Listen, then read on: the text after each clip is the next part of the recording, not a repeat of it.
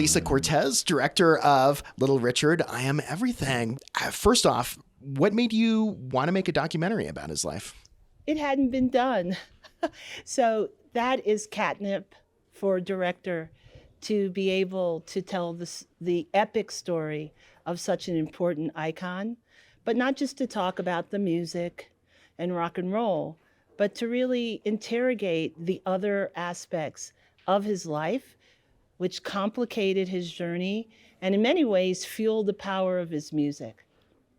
Yeah, no, absolutely. I mean, it's such an interesting thing because he's such an incredible musician, but also his sense of style and, was really radical and unlike anything else. I mean, when he burst onto the scene in the 50s, he was definitely threatening and dangerous to a lot of people, wouldn't you say?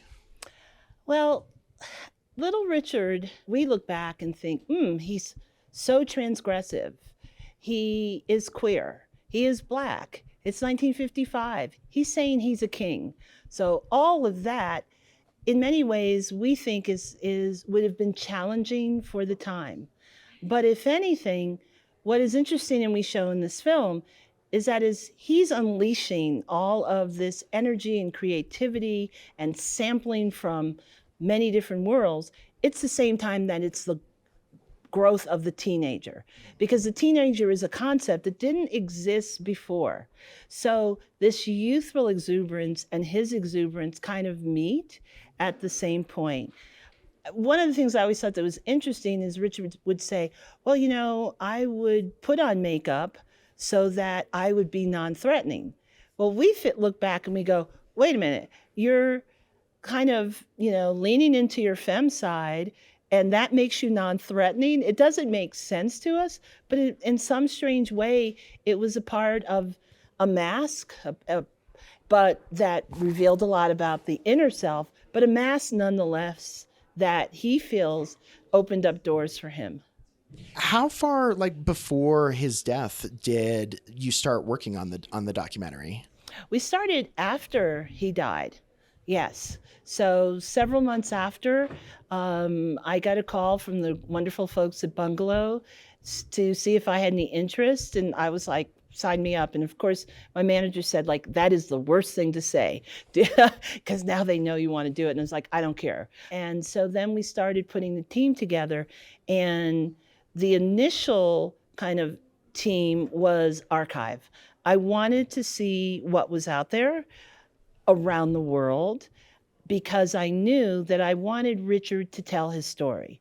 And I wanted Richard through the years, not just as an older man looking back, but also to hear from Richard from all the great talk shows that he was on, from his appearances on American Bandstand, because in many ways, I wanted to give him an agency that he oftentimes felt was denied him. Do you think that he continued to struggle with that, even late into his life? I mean, as a kid, one of my first experiences of him was on Hollywood Squares, and at that point, do you feel like he felt like he had been kind of backed into a corner in terms of what he represented or what he could be, or? Well, I think our film says a lot, that he was everything. And, at various times in his life, he was super religious. At other times, he was living a true rock and roll lifestyle. So he inhabits this pendulum. And I think he's kind of trying to come to terms with being a man of faith, but also being queer. And that created tremendous struggle and inner turmoil. But at the same time, music is his way of letting it all go and expressing himself, and in many ways, feeling very close to God. In the 50s, he didn't come out and necessarily say publicly, I am gay. He just was, you just knew. He just lived that. He was never in the closet, even if he never came out at the same time. And that's a really unique and radical thing that, because even still, people have to put such a label on things that when they're coming out or whatever now, but he just lived it. He lived it, but when we look back, nobody was coming out. Yeah. Rock Hudson wasn't coming out. James Dean there's a lot of, very well-known icons who there was not a space to come out. But I think you're really spot on that what distinguishes Richard is that he just showed it. He just had mannerisms that he didn't negate, that he had brilliant ways of expressing himself and performing.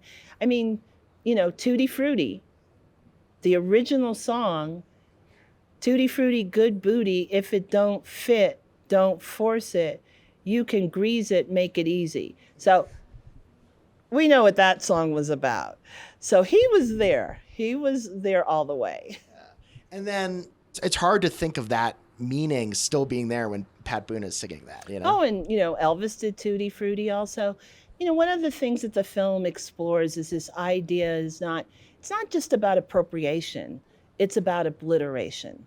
And when you obliterate someone's contributions to a culture, not only do you take away from a recognition of their brilliance, but you also take away from their ability to make money.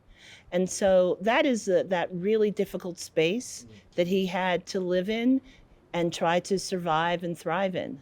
As a documentarian, what really inspires you creatively, to shape stories the way that you do, to make films the way that you do? What kind of fuels that creative impulse for you?